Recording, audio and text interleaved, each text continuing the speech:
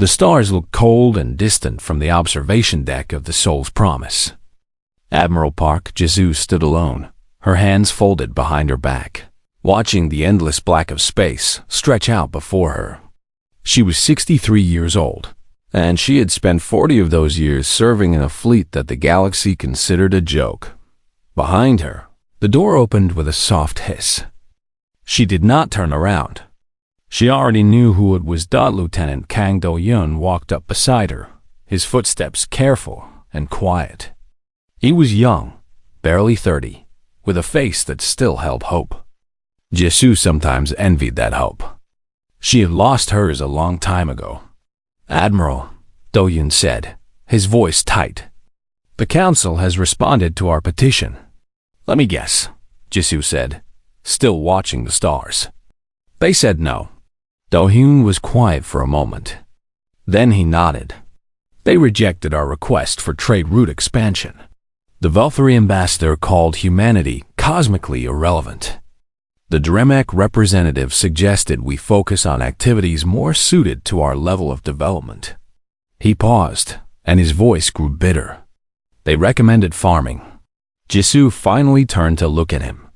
Her face was calm, but her eyes held something sharp and dangerous. "Farming," she repeated. "Yes, Admiral." She let out a small breath that might have been a laugh. 300 years. For 300 years, we have asked them for a seat at their table. We have begged. We have negotiated. We have done everything they asked of us. And still, they tell us to grow vegetables. Do-hyun shifted on his feet. "Permission to speak freely, Admiral." "Always. I am tired of being treated like we are nothing. My grandfather served in this fleet. My mother served in this fleet. 3 generations of my family have worn this uniform, and for what? To be laughed at by creatures who think we are too stupid to understand basic physics." His hands had curled into fists at his sides. "I am tired of it, Admiral. I am so tired." Jisu looked at him for a long moment. Then she reached out and placed a hand on his shoulder. "I know," she said softly. "I know." The Galactic Council had found Earth in 2247. Humanity had been so excited. After centuries of wondering if they were alone in the universe, they finally had an answer. They were not alone. The galaxy was full of intelligent life, hundreds of species spread across millions of worlds, all united under the banner of the Galactic Council. Humanity had expected friendship, partnership, a chance to learn and grow alongside beings who had traveled between stars for thousands of years. What they got was something very different. The Council looked at humanity and saw nothing of value. Human ships were slow. Human weapons were weak. Human science was, as one alien diplomat had famously said, charmingly infantile. Humanity was granted observer status in the Council, which meant they could watch but not speak. They could listen but not vote. They were allowed to exist, but they were not allowed to matter. For 300 years, humanity had accepted this treatment. They had smiled and nodded and pretended it did not hurt. They had told themselves that things would change, that one day the Council would see their worth, but the Council never did. Jisu turned back to the viewport. "Contact Director Yu Mai-rei," she said. "Tell her the Council has made their decision." Do-hyun blinked. "Director Yu? At Ganymede Station?" "Yes, Admiral.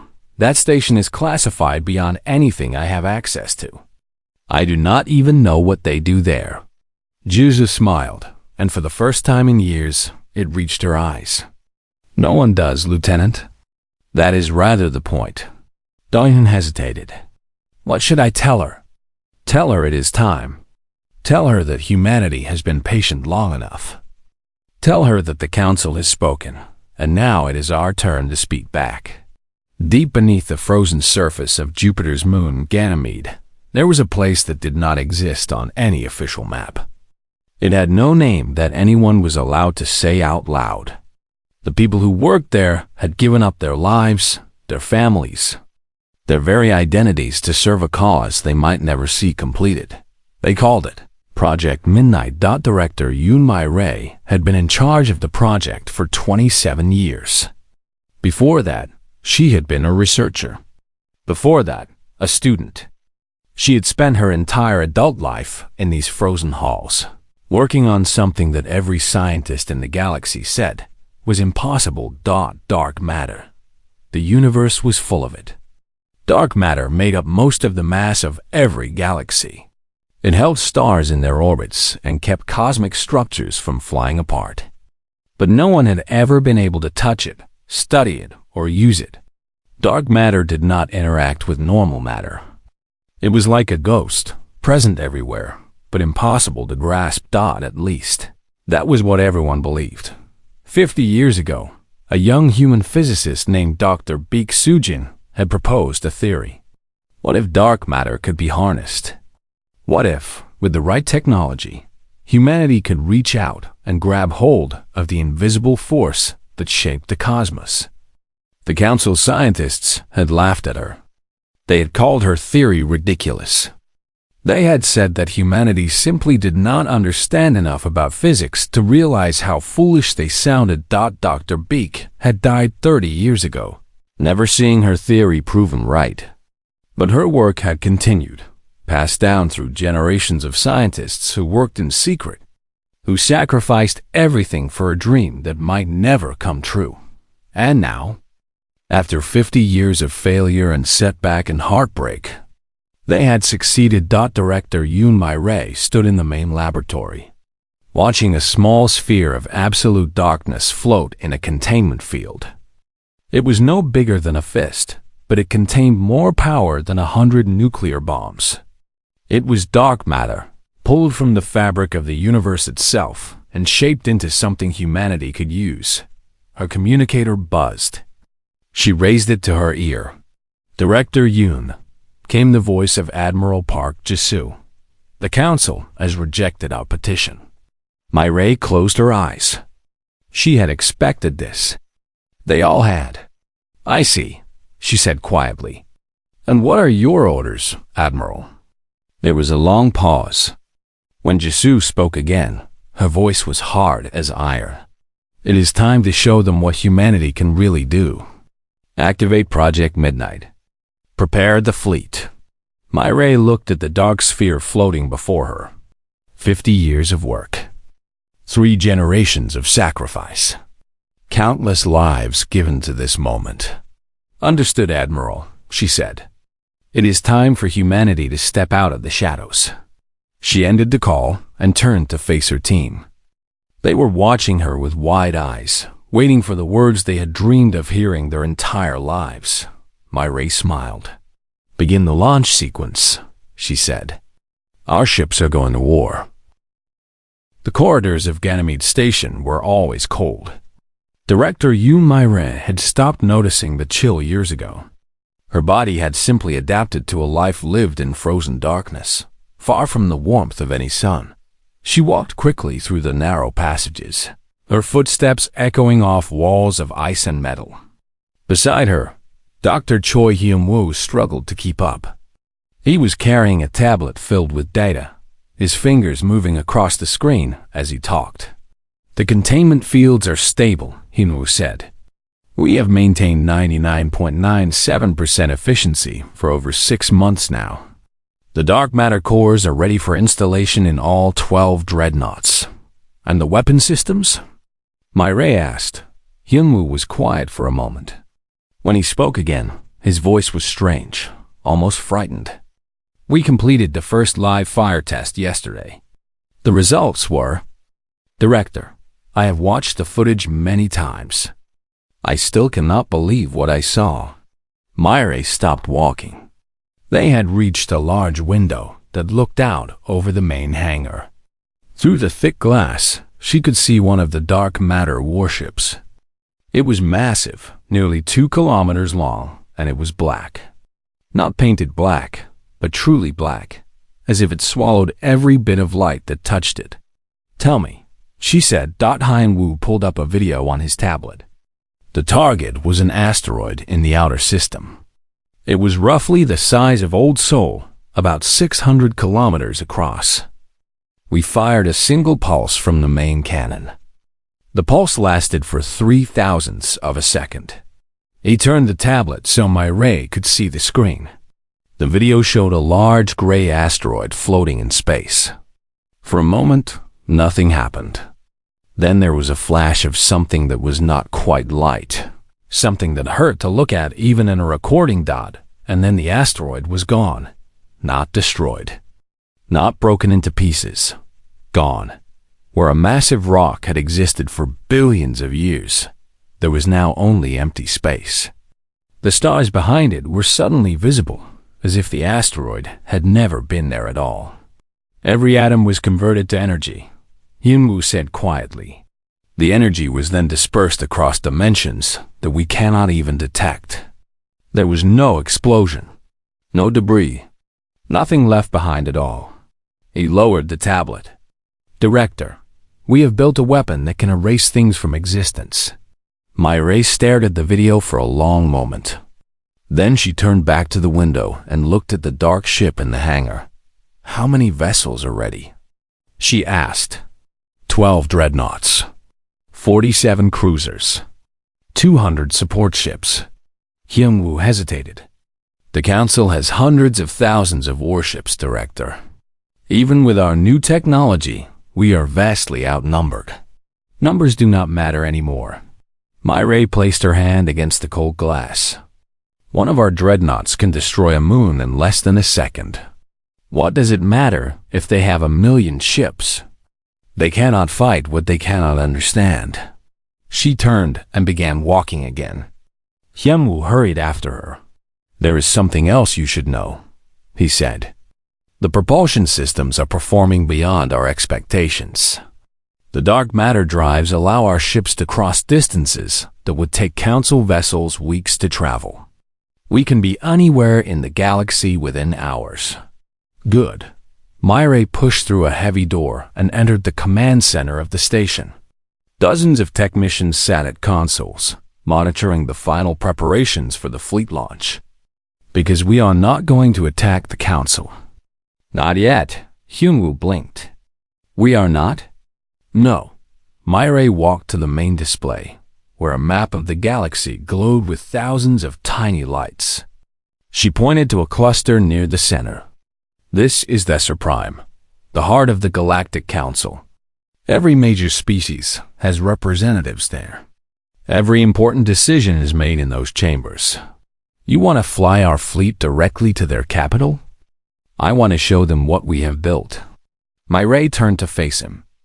The Council has spent 300 years telling us that we are primitive, that we do not understand science, that we are too foolish to matter. A cold smile crossed her face. I want to see the look on their faces when they realize how wrong they were. Hyunwoo was quiet for a moment. What if they attack us first? What if they see our ships and decide to destroy them before we can demonstrate our power? Then they will learn the hard way. Myray walked to a communication console and began entering commands. But I do not think they will attack. They are too arrogant. They will assume our ships are harmless, just like they have always assumed. They will wait and watch and feel superior. She pressed a final button. And then we will show them what the darkness can do. An alarm began to sound throughout the station. Red lights flashed along the corridors. On every console, the same message appeared. Launch sequence initiated. In the main hangar. The great black ships began to wake. Engines that produced no light and no sound hummed to life. Dark matter cores pulsed with energy that scientists had once believed could never be touched. Myray watched through the command center's main viewport as the first dreadnought rose from its berth. It moved slowly at first, then faster, then impossibly fast, vanishing into the darkness of space as if it had never existed. Contact Admiral Park, Myray said. Tell her the fleet is launching. And tell her to prepare her speech. Her speech? Hyunwoo asked. Yes. Mireille turned away from the viewport. Her eyes were bright with something that might have been joy or might have been fear. In a few hours, she will stand before the Galactic Council and tell them that everything they believed about humanity was wrong. She will tell them that we are not primitive. We are not harmless. We are not a species to be laughed at and dismissed. She paused at the door and looked back at Hyunwoo. She will tell them that humanity has mastered the darkness itself. And then she will ask them, very politely, if they would like to reconsider their opinion of us. Hyunwoo swallowed hard. And if they do not reconsider? Mireille's smile faded. Then we will give them a demonstration they will never forget. One way or another, the galaxy will learn to respect humanity. That is what we have worked for. That is what we have sacrificed everything for. She stepped through the door. That is why we built ships that can end worlds. The door closed behind her, leaving Hyunwoo alone in the command center. Around him, technicians worked in focused silence, preparing humanity's greatest secret for its first public appearance. Outside, in the cold darkness of space, 12 black dreadnoughts formed into a perfect line.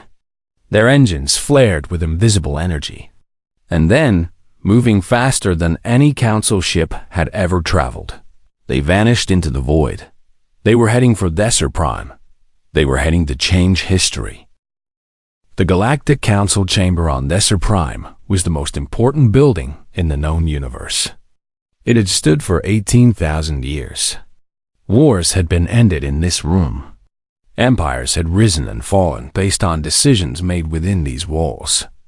Every major species in the galaxy had a seat here, and every seat held power beyond human imagination.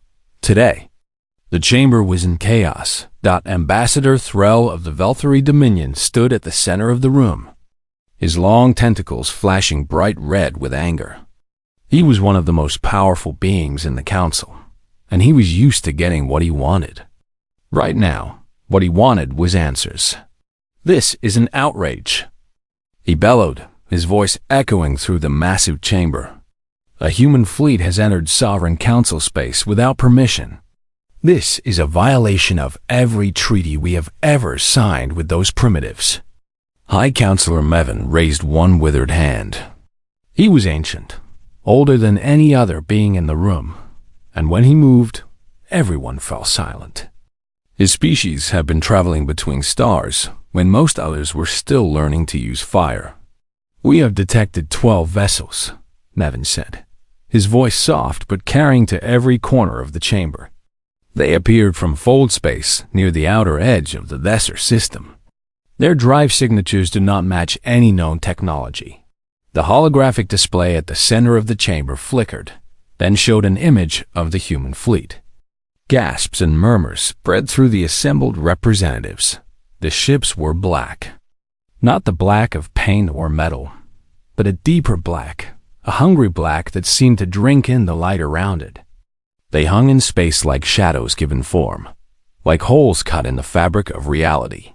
Impossible, whispered the Dremek representative, her crystalline body pulsing with fear. Those readings suggest their hulls are made of... But that cannot be right. No species has ever managed to. Dark matter. Every eye in the chamber turned toward the human delegation's seats. For 300 years, those seats had been empty. Humans were observers, after all. They were not important enough to attend council sessions. But today, someone sat in those seats. A single woman in a simple gray uniform, with silver hair and eyes that held no fear at all. Admiral Park Jisoo rose slowly from her chair. She walked down the steps toward the center of the chamber, her footsteps the only sound in the sudden silence. For 300 years, she said, her voice calm and clear, you called us primitive. You laughed at our science. You mocked our dreams. You told us we were too stupid to understand the universe. She stopped directly beneath the holographic image of her fleet. You told us to farm. Ambassador Threll's tentacles had gone pale. You cannot have built those ships. Dark matter cannot be controlled. Every scientist in the galaxy agrees on this. Every scientist in the galaxy was wrong. Jisoo looked up at the black ships above her.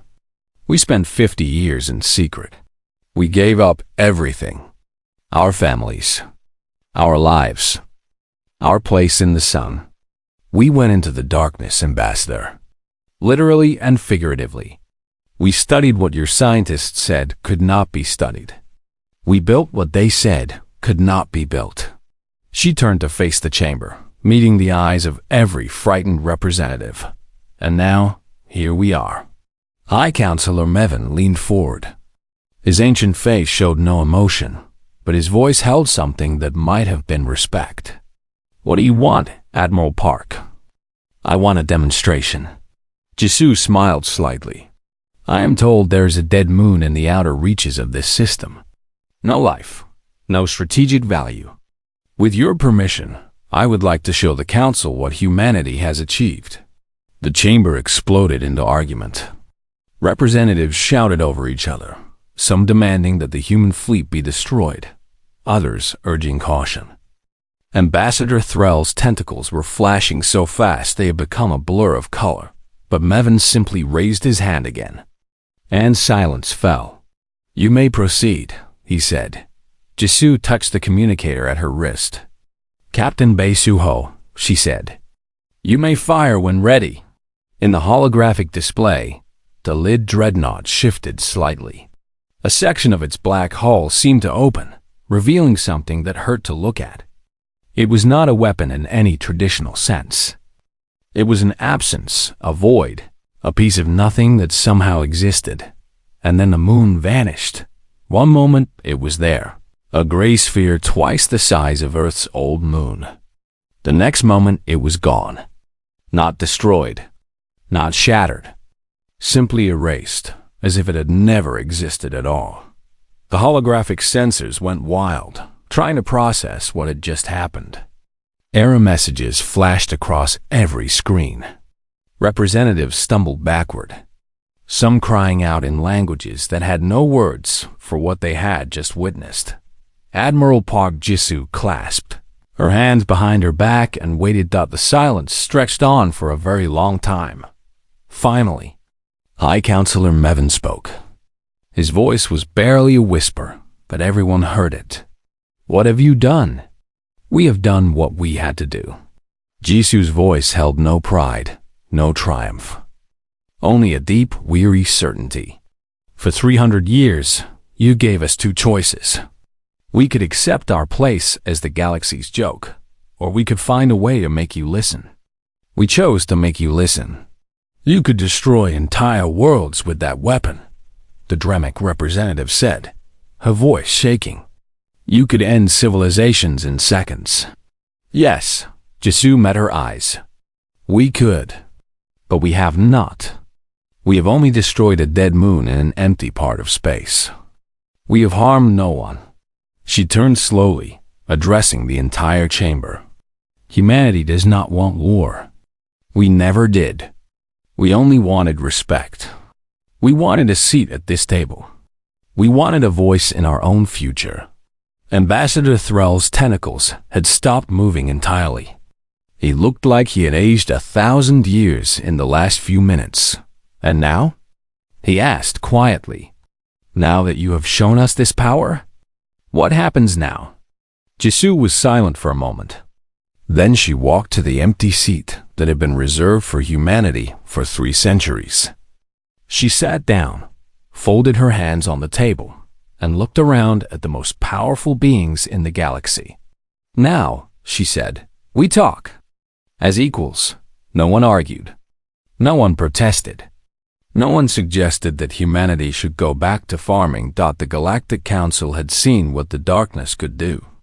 And for the first time in 18,000 years, they were afraid. Admiral Park Jisoo sat in her chair and waited for them to find their voices. She had all the time in the universe. After 300 years of silence, humanity finally had something that everyone wanted to hear. They had power. And power, she had learned, was the only language the galaxy truly understood. 3 months had passed since the day humanity erased a moon from existence. In that time, the galaxy had changed more than it had in the previous 1,000 years. Commander Shin Yunji walked through the corridors of Desert Station, watching the chaos unfold around her. Alien diplomats rushed past in every direction, their translators working overtime as they shouted into communication devices. Species that had once refused to acknowledge humanity's existence now scrambled for appointments with the lowest human officials. "It is strange, is it not?" said Intelligence Officer Han Taiyang, walking beside her. His sharp eyes tracked every nervous cluster of aliens they passed. 300 years, they treated us like insects. Now they cannot bow low enough. Yunji smiled grimly. "Do not feel too sorry for them. I remember what Ambassador Threll said when we first asked for trade rights. He said humanity should be locked away for the protection of the galaxy. He said we needed to mature before we could be trusted with anything important. And now? Now he has personally requested permission to establish a cultural exchange program on Earth. He says he has developed a deep love for human art and music." Yunji shook her head. Fear makes everyone very friendly very quickly. They turned a corner and entered the main summit chamber. It was a massive room, built to hold representatives from hundreds of species. Today, it held only 47, the leaders of the most powerful civilizations in the galaxy. At the head of the curved table sat Admiral Park Jisoo. She looked tired. The past 3 months had been an endless parade of meetings, negotiations, and careful diplomatic maneuvering. But her eyes were still sharp, and her voice was still strong. "The Human Republic does not seek conquest," she was saying as Yunji and Taiyang took their positions along the wall. "We never did. What we wanted was simple. We wanted respect. We wanted recognition.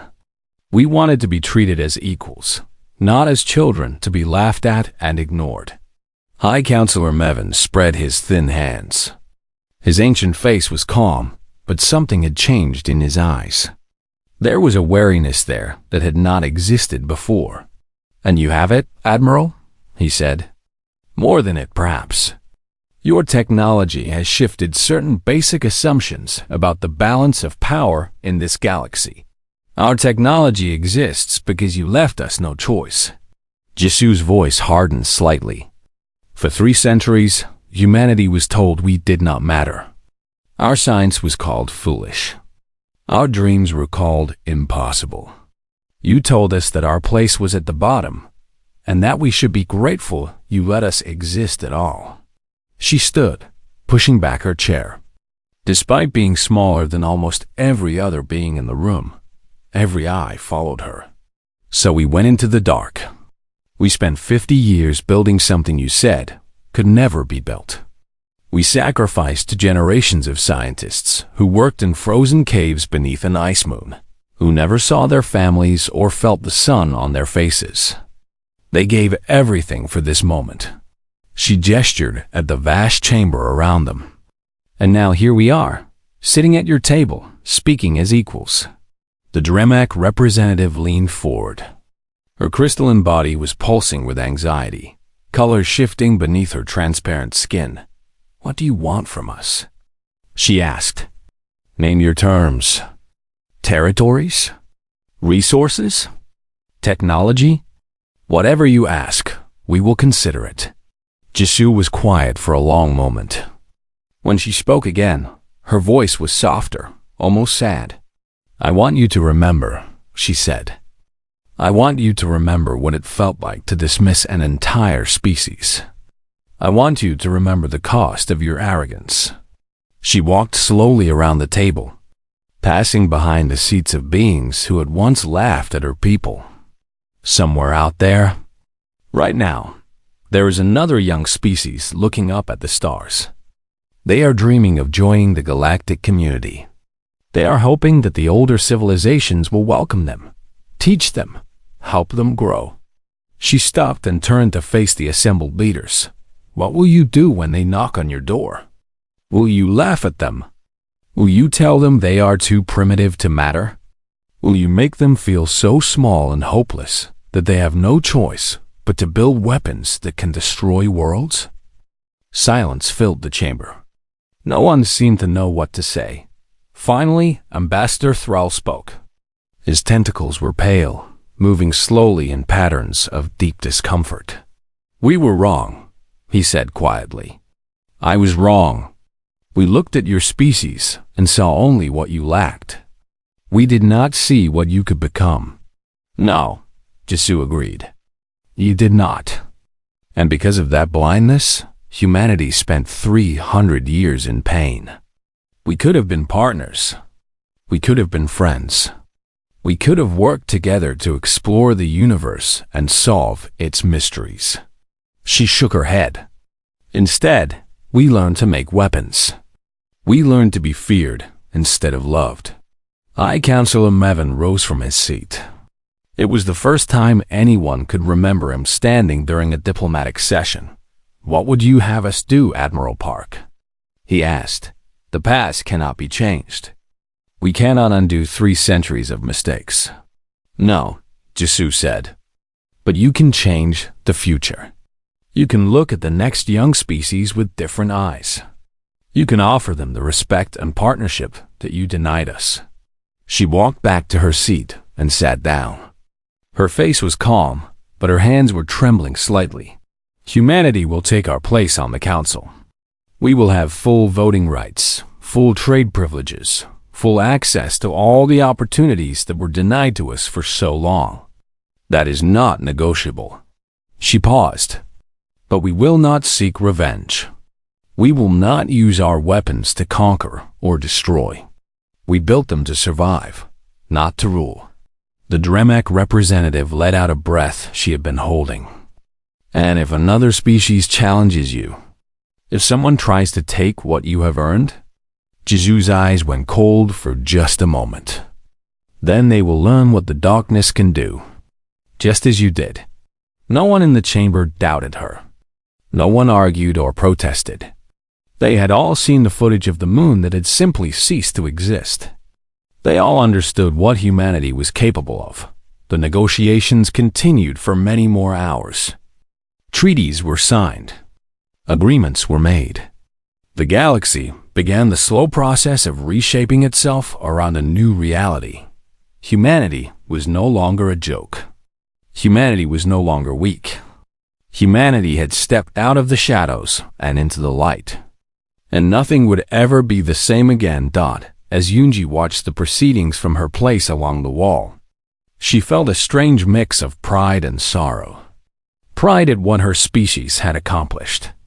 Sorrow at what they had been forced to become. She wondered if this was what victory was supposed to feel like.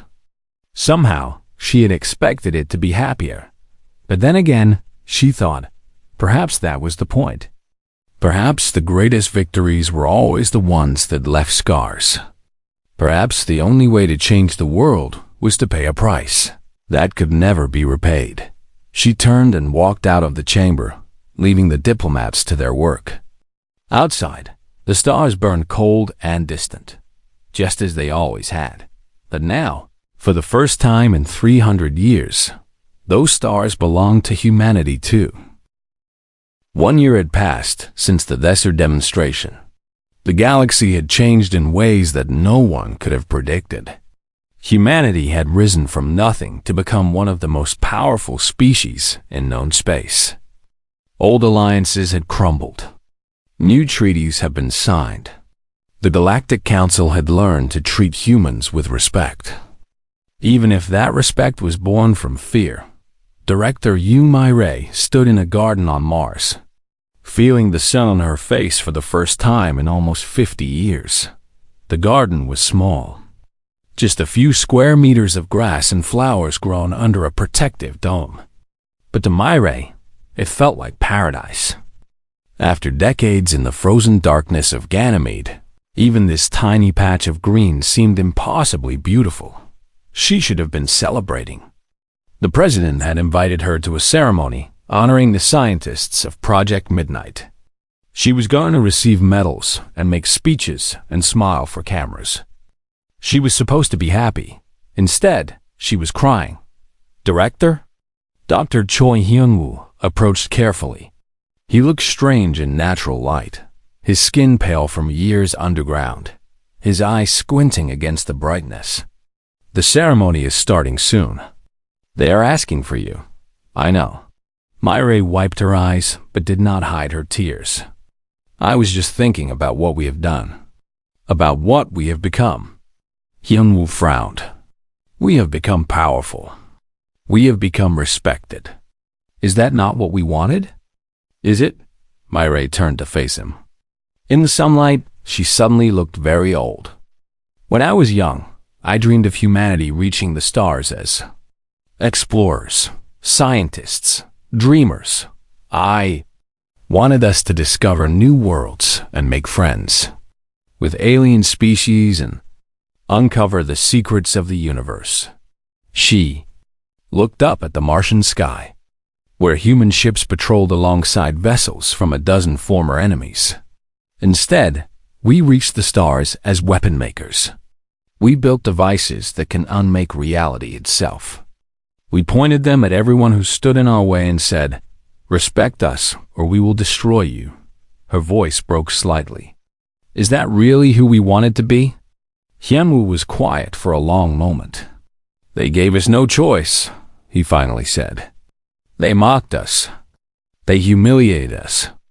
They told us we were nothing. Maybe. Myrae shook her head slowly. Or maybe we always had a choice, and we simply chose the dark path because it was faster, easier, more satisfying. Before Hyun-woo could respond, a young officer came running toward them. Her face was pale, her breathing fast. Director Yoon. Dr. Choi. Admiral Park needs you immediately. We have detected something at the edge of the galaxy. Detected what? Hyun-woo asked. The officer swallowed hard. Unknown vessels. Thousands of them. They are not from any species we have ever encountered. She paused, and her voice dropped to a whisper. And Doctor, they are using dark matter technology, far more advanced than ours. Myrae and Hyun-woo looked at each other. For a moment, neither of them could speak. Then Myrae straightened her shoulders. Take us to Admiral Park, now. 3 hours later, Admiral Park Jisoo stood on the bridge of the Soul's Promise. The viewport showed nothing but empty space, but the sensors told a different story. At the edge of known space, where the galaxy faded into the endless void, thousands of ships had appeared. They were vast, each one larger than any vessel humanity had ever built. And they were made of darkness, a darkness even deeper than the black hulls of the human fleet. They have not moved, Lieutenant Kang Do-yoon reported. His voice was steady, but his hands were shaking. No communications, no hostile actions. They are just waiting. Waiting for what? Jisoo murmured. For us, I think. Director Yoon Mi-rae stepped onto the bridge, followed by Dr. Choi Hyun-woo. They must have detected our dark matter weapons. They must know what we have built. Jisoo nodded slowly. They are testing us, just like we tested the Council. She stared at the sensor display for a long moment. Open a channel. All frequencies. Admiral? Do-hyun looked uncertain. Do it. The communications officer pressed a series of buttons. A soft chime indicated that the channel was open. Jisoo took a deep breath. This is Admiral Park Jisoo of the Human Republic. We detect your presence. We see your technology. We do not know your intentions. She paused, choosing her next words carefully.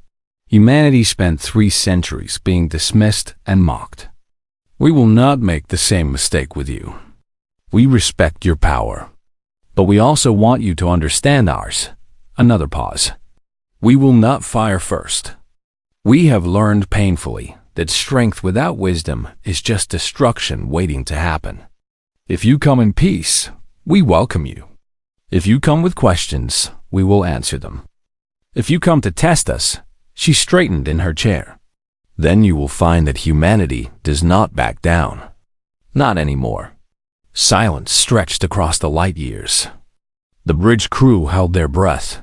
Then, impossibly, a response came.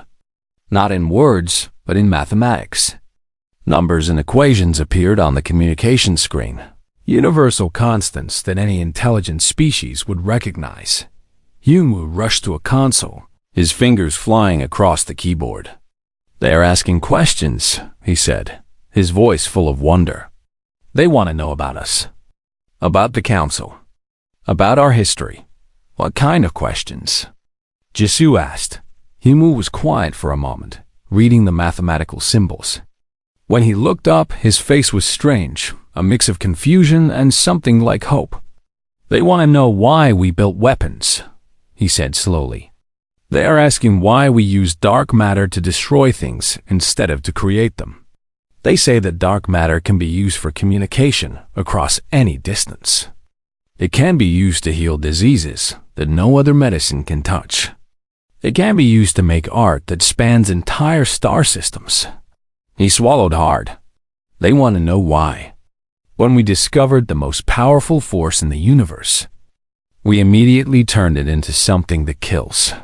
The bridge was absolutely silent.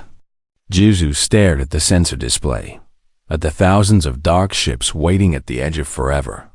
"Tell them the truth," she said quietly. "Tell them we were afraid. Tell them we were angry.